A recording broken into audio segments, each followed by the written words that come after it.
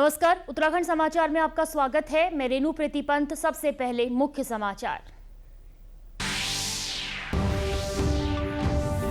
PM किसान सम्मान निधि की 20वीं किश्त हुई जारी। उत्तराखंड के 8 लाख से ज्यादा किसानों को मिला लाभ। मुख्यमंत्री पुष्कर सिंह धामी ने प्रधानमंत्री को बताया किसानों का सच्चा हितैषी।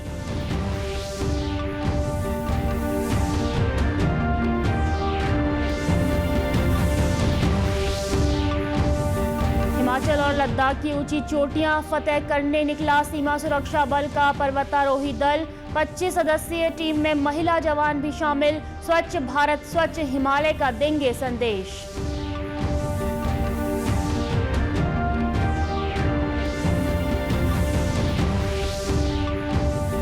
नैनीताल के रामनगर में 3 अवैध मज़ारों पर चला बुलडोजर। ढेला और ढिकुली की मज़ारों पर हुआ एक्शन। रिजॉर्ट परिसरों में किया गया था अतिक्रमण।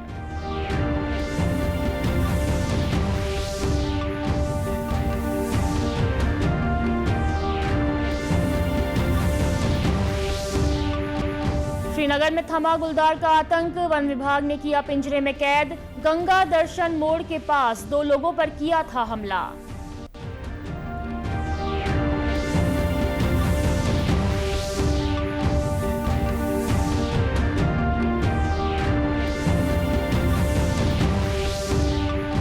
और प्रदेश में मानसून सक्रिय। मौसम विभाग ने देहरादून समेत कुछ जिलों के लिए जारी किया अगले 3 दिन का ऑरेंज अलर्ट। अब समाचार विस्तार से। प्रधानमंत्री नरेंद्र मोदी ने आज वाराणसी से किसान सम्मान निधि की 20वीं किश्त जारी की और देश भर के 9 करोड़ 70 लाख से अधिक किसानों के बैंक खातों में 20,500 करोड़ रुपए हस्तांतरित किए।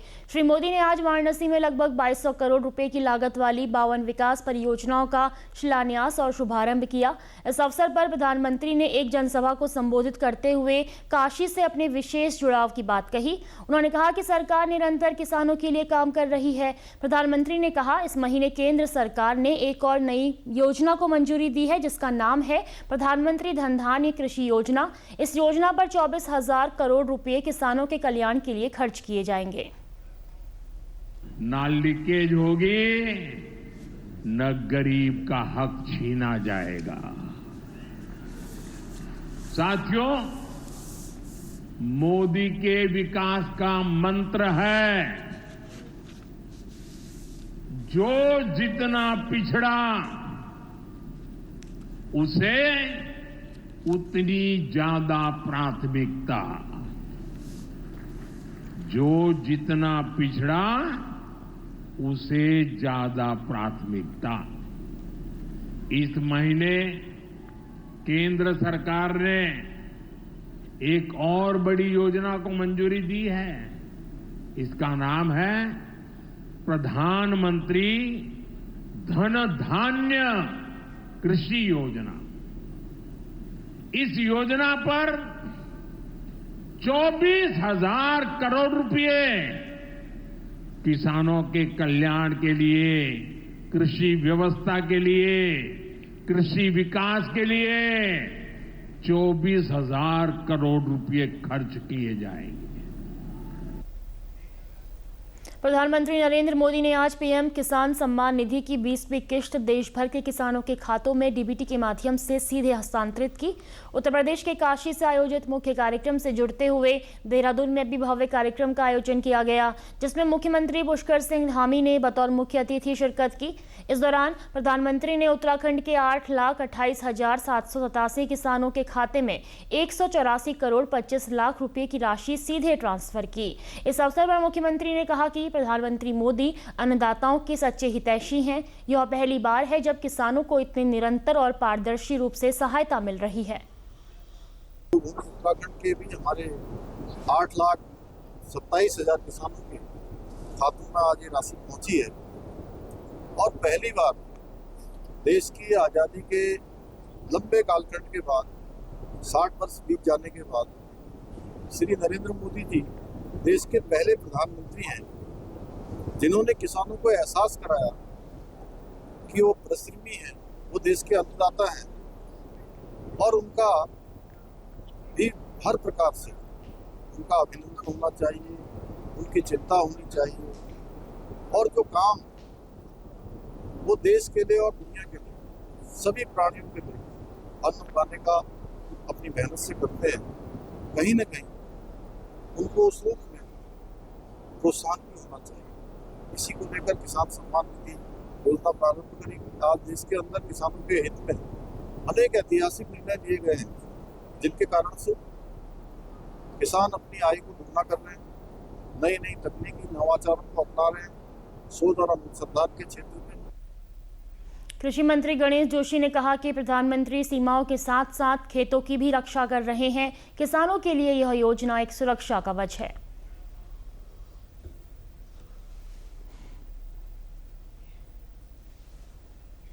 वहीं कार्यक्रम में उपस्थित लाभ पाने वाले किसानों ने भी खुशी जाहिर की और प्रधानमंत्री का आभार व्यक्त किया।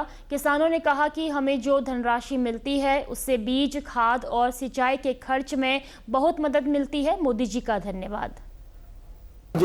की देन है कि नया भारत नई योजना, कभी आज तक किसी किसान को सम्मान निधि का नियम जारी नहीं हुआ और ये मोदी जी की देन है जो किसान को 2000 रुपये 6000 रुपये साल में प्राप्त होते हैं, जिससे उसका आर्थिक सहयोग मिलता है। किसान सम्मान निधि का भरपूर फायदा मिल रहा है और हमें इसे अपनी आगामी फसल में लगाने के लिए मदद मिलती है। हम पीएम प्रधानमंत्री नरेंद्र मोदी का बार बार हृदय से धन्यवाद अदा करते हैं। वह देश के हित के लिए बहुत अच्छा कार्य कर रहे हैं। वहीं इस मौके पर चमोली जनपद के जिला पंचायत सभागार में कृषि विभाग ने किसानों के साथ संवाद किया। इस दौरान किसानों ने खेती व बागवानी के लिए कृषि विभाग द्वारा दी जा रही सुविधाओं के साथ साथ समस्याएं भी बताई। इस मौके पर किसानों को जिला स्तरीय सुविधा के बारे में भी जानकारी दी गई। इसमें जो कृषकों को कृषि और उद्यानीकरण से संबंधित जो नई फसलें हैं और नए जो उत्पादन बढ़ाने के लिए जो हमारे निर्देश हैं राज्य सरकार के, केंद्र सरकार के, उनसे अवगत कराया गया और हमने किसानों से अनुरोध किया है कि वो अपने क्षेत्रों में उत्पादकता को बढ़ाने पर विशेष बल दें। कार्यक्रम में मुख्य कृषि अधिकारी ने स्थानीय किसानों के द्वारा किए गए शानदार प्रयासों की सराहना की। हमारे यहाँ पे हमने ये जो कार्यक्रम आयोजित किया है, यहाँ पे जो हमारे जितने भी किसान भाई माता बहनें आई हुई थी उनको हमने बताया है कि हम किस प्रकार से जो है फसल या सब्जी हो गया, फल हो गया, कृषि उत्पादों से संबंधित के मामले में हम उनको आत्मनिर्भर बना सकते हैं। इसकी जो है इनको तकनीकी जानकारी और विभागीय योजनाओं के माध्यम से बताया गया। किसान सम्मान निधि मिलने से किसान काफी खुश नजर आए। किसानों का कहना है कि इस निधि से उनकी कृषि यंत्र, बीज, खाद जैसी जरूरतें आसानी से पूरी हो पा रही हैं। प्रधानमंत्री किसान सम्मान निधि की जो किस्त आती 2000 रुपया, उसका प्रयोग हम जो छोटे बीज खाद के रूप में करते हैं, अपनी जैविक खेती के लिए यूज करते हैं। हम कोई और किसान पेंशन, सरकार ने जो किसान पेंशन लगाई थे है उससे हम अपने आजीविका और कृषि के बारे में दवाइयों का यूज करते हैं, जैविक खेती के बारे में यूज करते हैं। और हमें सरकार से यह कहना है कि हमारे यहाँ सुंगरों ने और ये जो ओलावृष्टि होती है इसके लिए भी हमें कुछ योजनाओं का लाभ दिलाए। वहीं अल्मोड़ा के विवेकानंद पर्वतीय कृषि अनुसंधान संस्थान हवालबाग में विशेष किसान गोष्ठी आयोजित की गई, जिसमें अल्मोड़ा, बागेश्वर और नैनीताल से करीब 180 किसानों ने भाग लिया।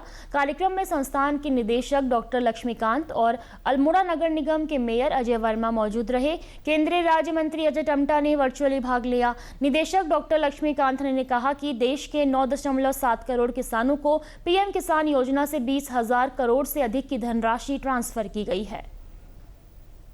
भारतीय कृषि अनुसंधान परिषद के जो 113 संस्थान हैं और 731 केवी के और जो कृषि विश्वविद्यालय हैं उन सभी पे इन का सजीव प्रसारण देखा जा रहा है और माननीय प्रधानमंत्री का संबोधन को सुना जा रहा है। और हमारे यहाँ पे विभिन्न ग्रामीण क्षेत्रों से लगभग 180 किसानों ने इस सजीव प्रसारण को सुना। पीएम किसान सम्मान निधि योजना किसानों के जीवन स्तर को सुधारने और उन्हें आत्मनिर्भर बनाने में अहम भूमिका निभा रही है। अल्मोड़ा में इस आयोजन से किसानों में खासा उत्साह देखने को मिला। लाल ग्राम सभा दाड़िमा से विवेकानंद पर्वतीय अनुसंधान संस्थान अल्मोड़ा में आया हुआ हूं। आज पीएम किसान सम्मान निधि की 20वीं किस्त जारी की गई है। किसानों के लिए इससे बीज, खाद इत्यादि कई चीज़ें से मदद मिल पाती है। वहीं बागेश्वर जिले में भी इस अवसर पर बिलोना स्थित सहकारिता विभाग में एक विशेष कार्यक्रम आयोजित किया गया, जिसमें सैकड़ों किसानों ने भाग लिया। कार्यक्रम में मुख्य विकास अधिकारी आरसी तिवारी ने किसानों को योजना के लाभ बताए। उन्होंने कहा कि इस योजना से किसानों को नियमित वित्तीय मदद मिल रही है, जिससे उनकी आय और आत्मनिर्भरता बढ़ी है। जनपद में हमारा मुख्य कार्यक्रम कृषि विज्ञान केंद्र हो रहा है। इसके अलावा सभी समितियों में भी कार्यक्रम हो रहा है और सभी विकासखंडों में कार्यक्रम हो रहा है। जितने भी किसानों को ये किस्त आज ऑनलाइन माध्यम से प्रधानमंत्री के द्वारा ट्रांसफर की गई है, उन सभी को इसमें काफ़ी किसानों ने भागीदारी की है। इसका बहुत लाभ ये हुआ है कि इसमें किसानों को, इसमें बैंक के अधिकारी भी थे, सहकारिता के भी थे, लाइन डिपार्टमेंट के लोग भी थे। किसानों को काफ़ी जानकारियाँ भी इसमें दी गई हैं, चाहे वो प्रधानमंत्री फसल बीमा योजना हो, चाहे मत्स्य पालन की योजना हो, चाहे उद्यान की योजनाएँ हों, चाहे भारत सरकार के द्वारा बहुत काफ़ी योजनाएं चल रही हैं। एक प्रधानमंत्री धन धान्य योजना भी स्टार्ट की गई है, उस सब की भी यहाँ पर जानकारी। कार्यक्रम में प्रधानमंत्री नरेंद्र मोदी का लाइव संबोधन भी प्रसारित हुआ, जिसे किसानों ने बड़ी उत्सुकता से सुना। 3 महीने में 2000 रुपये किसान सम्मान निधि मिलती है, जो कि मेरे खेत को बढ़ावा देने के लिए बीज मैं खरीद सकूँ। ये आकर्षक सुविधा मुझे प्राप्त हो। मुझे प्रधानमंत्री किसान सम्मान निधि से लाभ मिलता आ रहा है, जिससे हमको बीज लेने में आसानी होती है। उधम सिंह नगर जिले में भी विकास भवन रुद्रपुर में इस अवसर पर कार्यक्रम आयोजित किया गया, जिसमें सैकड़ों किसानों ने भाग लिया। जनपद के 1.39 लाख किसानों में से 82,226 किसान योजना में पंजीकृत हैं और इस बार करीब 76,500 किसानों को लाभ मिला है। मुख्य विकास अधिकारी दिवेश शासनी ने कहा कि लगभग 90% पंजीकृत किसानों को इस बार किश्त का लाभ मिला है। मुख्य कृषि अधिकारी डॉक्टर ए.के. वर्मा ने कहा कि किसानों को आर्थिक सहारा देने वाली यह योजना बेहद प्रभावी साबित हो रही है। विभाग द्वारा ये भरसक प्रयास किए जा रहे हैं कि जो भी पात्र हैं कृषक, उनको किसान सम्मान निधि का लाभ प्राप्त हो सके। इस संबंध में समय समय पर हम विशेष कैंप भी आयोजित करते हैं। कृषि एवं रेखी विभागों के माध्यम से क्षेत्रीय कर्मकारियों को गांव-गांव आवंटित किए गए हैं, जिसमें वो जाकर जो भी हमारे लाभार्थी हैं, पात्र हैं और वो किसी कारण से नहीं पा रहे हैं, तो उनका भी फार्म पर जो भी कमी है उसको दूर करते हुए उनको लाभ प्राप्त कराया। लाभार्थी किसान ठाकुर जगदीश सिंह ने कहा कि अब तक उन्हें 40,000 रुपए की सहायता मिल चुकी है। हम छोटे किसानों के लिए ये योजना वरदान है। तो मेरे जैसे छोटे 5 एकड़ के किसान को 40,000 रुपये का राशि सम्मान निधि के रूप में प्राप्त हो चुकी है। इससे किसानों के जो और मेरे से भी छोटे छोटे किसान हैं, उनको कितना लाभ हो रहा होगा, जितना खुशी मुझे होती है, मैं समझता हूँ कि जो मुझसे छोटे किसान हैं उनको कितना लाभ होता होगा। वहीं कोटद्वार में भी पीएम किसान सम्मान निधि पाकर किसानों के चेहरे खिल गए। 20वीं किश्त पाकर किसानों ने सरकार का शुक्रिया अदा करते हुए कहा कि इससे वो फसल के लिए खाद आदि का इंतजाम कर सकेंगे। आज हमें बहुत अच्छा लगा कि आज माननीय यशस्वी प्रधानमंत्री जो भारत के हैं, मोदी जी ने आज पीएम किसान सम्मान निधि की 20वीं किस्त आज लाभार्थियों के खाते में जो है भेजी है और अभी हम उनका लाइव प्रसारण देख रहे थे। सबके खाते में शायद कुछ शाम तक भी पहुंच जाएगा, पहुंच भी गए हैं लोगों के, तो उनके लिए मैं सबसे पहले मैं अपने क्षेत्र की ओर से किसानों की तरफ से बहुत बहुत धन्यवाद देता हूँ। इसलिए मैं धन्यवाद देता हूँ अपने प्रधानमंत्री जी को, जिन्होंने कि जो 20वां किस्त जारी किया है और उस किसान समिति निधि से जो है हमें जैसे खाद है, पानी है, बीज है, कई प्रकार की सुविधाएं मिलती है हमें। इस अवसर पर सहायक कृषि अधिकारी गौरव चौधरी ने बताया कि पौड़ी के दुगड्डा क्षेत्र में लगभग 6,000 से अधिक किसानों को किसान सम्मान निधि का लाभ मिल रहा है। क्षेत्र में पूरे कोटद्वार के जो हमारा ब्लॉक है, दुगड्डा ब्लॉक में करीबन 6,000 से भी ज़्यादा किसान हैं जिनको पीएम किसान सम्मान निधि का लाभ मिलता है। यहाँ रुकेंगे एक छोटे से ब्रेक के लिए, आप बने रहिए हमारे साथ।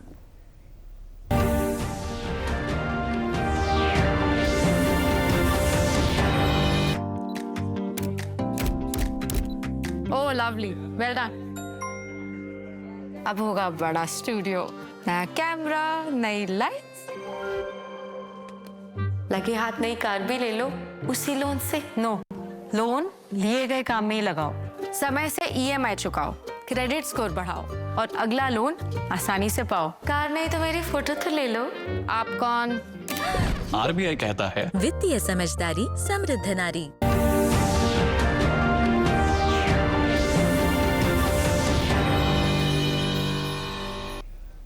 ब्रेक के बाद एक बार फिर आपका स्वागत है। खबरों में आगे बढ़ेंगे। चमोली जिले के हेलंग में उस समय अफरा तफरी मच गई जब THDC की विष्णुगाड़ पीपल कोटी जल विद्युत परियोजना के डैम साइट पर भूस्खलन हो गया। इस हादसे में निर्माण कार्य कर रहे 8 मजदूर घायल हो गए। सूचना मिलते ही प्रशासन, SDRF और स्वास्थ्य विभाग की टीम मौके पर पहुंची और रेस्क्यू ऑपरेशन चलाकर सभी घायलों को अस्पताल पहुंचाया गया। जिलाधिकारी संदीप तिवारी ने बताया कि घटना में एक गंभीर घायल को श्रीनगर मेडिकल कॉलेज रेफर किया गया है। बाकी का स्थानीय अस्पतालों में इलाज चल रहा है। आज सुबह हेलंग के पास जो विष्णुगाड़ परियोजना है उसमें कुछ पहाड़ दरकने की सूचना प्राप्त हुई थी और ये THDC की साइट है जहां करीब 300 मजदूर कार्यरत थे और जिस साइट पे पत्थर गिर रहे थे वहां अप्रॉक्सीमेटली 70 मजदूर थे और जब पत्थर गिरने स्टार्ट हुए तो सभी ने भाग के अपनी जान बचाई। कोई कैजुअलिटी की सूचना नहीं है। 8 लोग घायल हुए थे जिनको THDC परिसर पे ही फर्स्ट ट्रीटमेंट किया गया है और 4 लोग जिनको थोड़ी गंभीर चोटें थी उनको पीपल कोटी विवेकानंद हॉस्पिटल में लाया गया है और वहाँ अभी बताया जा रहा है कि एक के पैर में प्लास्टर करने की आवश्यकता पड़ रही है और एक पेशेंट ऐसा है जिसका MRI स्पाइनल स्क्रीनिंग होना है। उसके लिए एम्बुलेंस की व्यवस्था करते हुए उनको श्रीनगर मेडिकल कॉलेज भेजा जा रहा है जहां MRI की रिपोर्ट के आधार पर स्पष्ट हो पाएगा कि इंजरी किस लेवल की है। कोई हताहत नहीं है और जितनों को सामान्य चोट थी सबको डिस्चार्ज किया जाएगा और THDC को निर्देशित किया गया है कि साइट की सुरक्षा सुनिश्चित होने के बाद ही वहां कार्य आरंभ किया जाए। सीमा सुरक्षा बल के जवान हिमाचल और लद्दाख की ऊंची चोटियों को फतह करने निकले हैं। इस अभियान में 25 सदस्य शामिल हैं। डोईवाला स्थित सीमा सुरक्षा बल साहसिक एवं उन्नत प्रशिक्षण संस्थान से BSF महत्वाकांक्षी पर्वतारोही दल को BSF के IG अशोक कुमार ने हरी झंडी दिखाई। BSF के मुताबिक इस अभियान के जरिए स्वच्छ भारत, स्वच्छ हिमालय का भी संदेश दिया जाएगा। ये दल है, लगभग उसमें 22 सदस्य हैं और 3 एडम के लोग हैं। 25 लोगों का ये दल है जो कि 4 चोटियों को कवर करेगा, जो कि सारी चोटियां 6000 फीट से ऊपर हैं, 6000 मीटर से ऊपर हैं और मेरा पूर्ण विश्वास है कि हमारा दल ये चीज सफलतापूर्वक करेगा। और मैं ये भी बताना चाहूँगा कि केवल ये पीक पे चढ़ने के लिए नहीं जा रहे हैं, बल्कि वहाँ जो पुराने एक्सपीडिशन गए हैं उनके थ्रू जो कचरा वगैरह इकट्ठा हुआ है उसको भी वहाँ से लेके आएगा। हमारा एक संदेश देना है लोगों को कि हम नेचर का भी बहुत ज़्यादा आदर करते हैं और उसमें जितनी अगर कोई गंदगी वगैरह है उसको हम साफ करके लाएंगे और नेचर को क्लीन करने का भी एक हमने बीड़ा उठाया है। रिकॉर्ड 7 बार पर्वतारोहण कर चुके और तमाम ऊंची चोटियों को फतह कर चुके पद्म पुरस्कार से सम्मानित BSF के अधिकारी लवराज सिंह धर्मशक्तु इस टीम का नेतृत्व कर रहे हैं। पर्वतारोहण टीम में महिला जवान भी शामिल हैं जो पूरे जोश के साथ मिशन फतह करने के लिए उत्साहित हैं। इससे पहले भी मैंने BSF से 3 पिक किया हुआ है। 2022 में मैं ब्लैक पिक में गई थी, उसके बाद 2023 में माउंट मानासुलू में गई हूँ, 24 में माउंट मुकुट में गई हूँ। मानासुलू जो है कि 8000 से ज़्यादा है हाइट उसकी, 8163 है और माउंट मुकुट है 7200 समथिंग है। तो BSF ने हमें मौका दिया है, मतलब लड़कियों को अपना साहस दिखाने का, तो हम कोशिश करेंगे ज़्यादा से ज़्यादा और भी लड़कियां आए हमारी टीम में शामिल हो और हम इसको अच्छे से कर सकें। जी, हम बहुत खुश हैं और दोबारा हमको मौका मिला है। इससे पहले हमने मुकुट किया था और वो तो 7000 का पिक था जो हमने सक्सेसफुली सबमिट करके आए हैं और ये हमें सेकंड चांस मिला है, तो इसमें हमें बहुत खुशी मिल रहा है और होपफुली हम बहुत अच्छे तरीके से इसको कंप्लीट करके आएंगे। नैनीताल जिले के रामनगर क्षेत्र में आज प्रशासन ने 3 अवैध मज़ारों को बुलडोजर से ध्वस्त कर दिया। कार्रवाई ढेला और ढिकुली इलाके में स्थित रिजॉर्ट परिसरों में बनी मज़ारों पर की गई। कड़ी सुरक्षा व्यवस्था के बीच हुई इस कार्रवाई के दौरान एसडीएम प्रमोद कुमार, राजस्व, वन विभाग और पुलिस की टीमें मौजूद रही। स्थानीय लोगों ने भी इस कार्रवाई का समर्थन किया है। उनका कहना है कि धार्मिक ढांचों की आड़ में हो रहे अतिक्रमण से जंगल और सामाजिक सौहार्द दोनों को नुकसान हो रहा है। एसडीएम प्रमोद कुमार ने कहा कि बिना अनुमति बनी 3 अवैध मज़ारों को आज ध्वस्त किया गया है। आगे भी ऐसी कार्रवाई जारी रहेगी। 3 अवैध मज़ारें थी, जिसमें 2 ढेला में थी, एक रिजॉर्ट के अंदर थी तथा एक ढिकुली में एक रिजॉर्ट था उसके अंदर पर थी। और उसके जो मालिक थे उनकी तरफ से सहयोग चाहा गया इसको हटाने के संबंध में। तो आज प्रशासनिक टीम ने उनको सहयोग प्रदान करते हुए इस मज़ारों को हटा दिया गया वहाँ पर से। पूरी व्यवस्था शांतिपूर्ण तरीके से हुई है। पौड़ी जनपद के श्रीनगर क्षेत्र में गुलदार का आतंक आखिरकार थम गया है। गंगा दर्शन मोड़ के पास बीते दिनों 2 लोगों पर हमला करने वाला गुलदार वन विभाग के लगाए पिंजरे में आज सुबह कैद हो गया। स्थानीय लोग बीते कई दिनों से दहशत में थे और लगातार वन विभाग से पिंजरा लगाने और गश्त बढ़ाने की मांग कर रहे थे। डीएफओ स्वप्निल अनुरुद्ध ने कहा कि मुख्य वन्य जीव प्रतिपालक के निर्देश पर पिंजरा लगाया गया था। आज एक गुलदार कैद हुआ है जिसका स्वास्थ्य परीक्षण किया जा रहा है। आगे की कार्रवाई उच्च अधिकारियों के निर्देशानुसार होगी। दिनांक 10 एवं 11 जुलाई को शाम के समय जो है गंगा दर्शन मोड़ पे 2 अटैक्स हुए थे और जो है 29 तारीख को जो सुबह 5:30 बजे के आसपास जो है एक व्यक्ति पे गुलदार द्वारा दोबारा अटैक किया गया था। मुख्य वन्यजीव प्रतिपालक द्वारा निर्गत परमिशन के बाद जो है परसों क्षेत्र में पिंजरे लगाए गए थे, जिसमें आज सुबह एक गुलदार फंस गया है जिसकी उम्र लगभग 4 साल के आसपास है और ये मेल गुलदार है। संभवतः ये वही गुलदार है जिसने मजदूर पर अटैक किया गया था, बट इसकी पुष्टि की जा रही है। आज वेटरनेरियन से उसका स्वास्थ्य परीक्षण किया जा रहा है और उसके बाद जो है मुख्य वन्यजीव प्रतिपालक के द्वारा दिए गए आदेशों के क्रम में कार्रवाई की जाएगी। गुलदार के पिंजरे में कैद होने के बाद इलाके में राहत का माहौल है, लेकिन वन विभाग ने सतर्कता बनाए रखने की अपील की है। बात करेंगे मौसम की। प्रदेश में मानसून सक्रिय बना हुआ है। राज्य के अधिकांश जिलों में रुक रुक कर हल्की से मध्यम बारिश का दौर जारी है।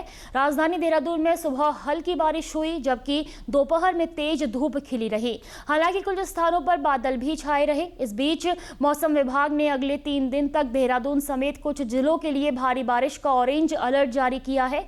मौसम विभाग के अनुसार 3 अगस्त को देहरादून और बागेश्वर में भारी से बहुत भारी बारिश रहेगी, जबकि 4 और 5 अगस्त को नैनीताल, बागेश्वर और चंपावत समेत कुछ जिलों के लिए ऑरेंज अलर्ट रहेगा।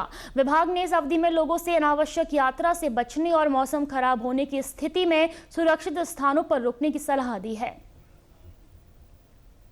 2 अगस्त से लेकर के 5 अगस्त तक उत्तराखंड में अधिकांश स्थानों पर हल्की से मध्यम वर्षा मिलने की संभावना है। और भारी वर्षा की बात करें तो 2 तारीख को उत्तराखंड के देहरादून, टिहरी, पौड़ी, नैनीताल, बागेश्वर या उधम सिंह नगर जनपद है, यहाँ पर कहीं कहीं भारी वर्षा मिल सकती है। 3 तारीख को जो है उत्तराखंड में देहरादून और बागेश्वर जनपद है, वहाँ कहीं कहीं भारी से लेके बहुत भारी वर्षा मिलने की संभावना है। विकासनगर से खबर, जहां शंकरपुर स्थित प्रशिक्षण केंद्र में 2 दिवसीय स्किल ट्रेनर प्रशिक्षण दिया गया। इस दौरान प्रदेश भर से आए 50 प्रशिक्षकों को विभिन्न तरह की जानकारी देते हुए उन्हें ट्रेनिंग देने के गुर सिखाए गए। 2 दिवसीय प्रशिक्षण पूर्ण करने के बाद प्रशिक्षकों को एक परीक्षा पास करनी होगी। इसके बाद ही उन्हें आरसीटी की ट्रेनिंग में प्रशिक्षण के लिए उपयुक्त माना जाएगा। ग्रामीण विकास मंत्रालय भारत सरकार के द्वारा एक नोटिफिकेशन जारी हुआ है, जिसके तहत जो भी ट्रेनिंग प्रोग्राम होंगे वो वही ट्रेनर इसके लिए अधिकृत होगा जो कि हमारे यहाँ से मास्टर टीओटी के रूप में पास किया जाएगा। जब ये लोग यहाँ ट्रेनर बनेंगे तो ये आगे जाके आरसीटी में ट्रेनिंग देंगे, तो यही अधिकृत हो गए, अन्यथा और कोई भी हमारा कोई भी ट्रेनर ट्रेनिंग नहीं दे सकता। ये ट्रेनिंग जो है ये मास्टर ट्रेनर का सर्टिफिकेशन है जो हमारे आरसीटी स्किल इकोसिस्टम में ट्रेनर्स पढ़ाते हैं। उनको पढ़ाने के लिए जो ट्रेनर्स वहाँ पे जाएंगे उनका सर्टिफिकेशन होना जरूरी है। जो उसमें प्रमाणित होते हैं वही ट्रेनर जाके उसमें आगे प्रशिक्षण का कार्य कर पाते हैं और उसी कार्यक्रम में ये प्रोग्राम रखा गया है। कभी हालात से हारे नहीं और आज मेहनत से इतिहास रच डाला। नैनीताल जिले के दिव्यांग काष्ठ शिल्प कलाकार जीवन चंद्र जोशी को राष्ट्रपति भवन से स्वतंत्रता दिवस समारोह में शामिल होने का आमंत्रण मिला है। उनके अद्भुत हुनर को देश ने न सिर्फ सराहा बल्कि उन्हें राष्ट्रीय सम्मान के लिए चुना गया। देखिए हल्द्वानी से ये विशेष रिपोर्ट। कटघरिया हल्द्वानी के रहने वाले जीवन चंद्र जोशी के लिए यह स्वतंत्रता दिवस बेहद खास होने जा रहा है। राष्ट्रपति भवन से मिला आमंत्रण पत्र उनके जीवन की कला यात्रा को राष्ट्रीय स्तर पर पहचान दे रहा है। बात 2025 के मई महीने की है, जब प्रधानमंत्री नरेंद्र मोदी ने मन की बात के 122वें संस्करण में जीवन जोशी की अद्वितीय काष्ठ कला का उल्लेख किया था। 15 अगस्त को राष्ट्रीय पर्व के दिन जो होने वाले सम्मान समारोह में मुझे आमंत्रित किया है। मैं गौरवान्वित हूँ और मैं उन्हें तहे दिल से धन्यवाद देता हूँ, शुक्रिया करता हूँ। साथ ही मोदी जी की मन की बात के बाद ये मेरे लिए दूसरा गौरवान्वित करने का अवसर है। मैं और मेरा परिवार इससे बहुत प्रसन्न है। 2.5 साल की उम्र में पोलियो से ग्रस्त होने के बावजूद जीवन ने काष्ठ शिल्प में बेजोड़ महारत हासिल की है। चीड़ के पेड़ की छाल पर बगेट का उपयोग करते हुए वे ऐसी कलाकृतियां बनाते हैं जो भावनाओं को जीवंत कर देती हैं। उनका मूल निवास अल्मोड़ा के जाखन देवी गली में है, लेकिन उनकी पहचान आज देश भर में फैल चुकी है। प्रतिभा किसी की मोहताज नहीं होती, चाहे कैसा भी परिस्थिति हो, आदमी अपनी जगह बना ही लेता है। ऐसे ही हमारे हैं दिव्यांग कलाकार जीवन चंद्र जोशी। उनसे मिलते हैं, उनसे पूछते हैं उनके संघर्ष की क्या कहानी है, किस तरह से उन्होंने संघर्ष किया और जो आज मुकाम हासिल किया है। जोशी जी, ये बताइए कि आपका स्वागत है। आपका ये बताइए कैसे आपने मुकाम हासिल किया, कहाँ तक आप पहुँचे और क्या आपको लगता है? मैंने मुकाम उम्मीद तो नहीं थी, जो मुकाम में मैं पहुँचा हूँ उसमें मेरे को उम्मीद तो नहीं थी कि मैं ऐसे मुकाम पर इतनी जल्दी पहुँच जाऊँगा। संघर्ष किया, अल्मोड़ा में पैदा हुआ और वहीं पर पला बड़ा, वहीं पढ़ाई लिखाई करी और वहीं से मैं आगे निकला। हल्द्वानी आने के बाद मुझे यहाँ से सीनियर फेलोशिप मिली बगेट पर आर्ट करने के लिए सांस्कृतिक मंत्रालय द्वारा। उसके पश्चात अभी प्रधानमंत्री नरेंद्र मोदी जी ने जो मन की बात में मेरी कला को सराहा है और मेरे को जो स्थान दिया है उससे मैं बहुत ज़्यादा उत्साहित हूँ और मैं आगे काम करना चाहता हूँ। दूसरा देखिए, अब जो प्रधानमंत्री के मन की बात में कार्यक्रम आने के बाद इन्हें राष्ट्रपति द्वारा 15 अगस्त को बुलाया गया है, कितनी खुशी की बात है और कितना आप जो है वो करते हैं कि आगे आप किस तरह से उत्साह आपका बढ़ा है? मेरा उत्साह तो दुगना हो चुका है। मैं तो क्या कहता हूँ, उससे बहुत उत्साहित हूँ और अब तो ये ठान लिया है कि अगर किसी भी तरह से मैं इस कार्य को आगे बढ़ाऊंगा, क्योंकि प्रधानमंत्री के बाद ये राष्ट्रपति महोदय के द्वारा मुझे सम्मान समारोह में आमंत्रित करना ये मेरे लिए एक बहुत गौरव का पल है और मेरे परिवार में पूरी तरह से खुशी का माहौल है। वहीं सांसद अजय भट्ट ने कहा कि यह केवल जीवन जोशी की ही नहीं, पूरे उत्तराखंड की उपलब्धि है। उन्होंने साबित किया है कि सच्ची लगन से कुछ भी असंभव नहीं। बहुत बड़ी बात है, हमारे लिए बहुत खुशी की बात है। जीवन जोशी जी जो दिव्यांग हैं, चलने फिरने में जिनको तकलीफ होती है, उन्होंने एक इतिहास बनाया है। जो चीड़ का बगट होता है बाहर का छिक्कल, उससे अद्भुत चीजें बनाई है, जिसमें प्रधानमंत्री जी ने अपनी मन की बात में उनका जिक्र किया था। मैं स्वयं उनको बधाई देने के लिए उनकी दुकान पर गया और आज आप देख रहे हैं कि उनको माननीय महामहिम राष्ट्रपति जी ने बुला लिया है। हम सबके लिए, उत्तराखंड के लिए, पूरे देश के लिए गर्व की बात है। कला के प्रति समर्पण, संघर्ष के बावजूद मुस्कुराहट और कभी ना हार मानने का जज्बा, यही जीवन जोशी की पहचान है। राष्ट्रपति भवन में 15 अगस्त को होने वाले सायंकालीन समारोह में वे एक विशेष स्थान पर मौजूद रहेंगे। संघर्षों से ऊपर उठकर जो समाज को प्रेरित करे, वही असली कलाकार होता है और जीवन जोशी इसी प्रेरणा के प्रतीक हैं। समाचारों में बस इतना ही। नमस्कार।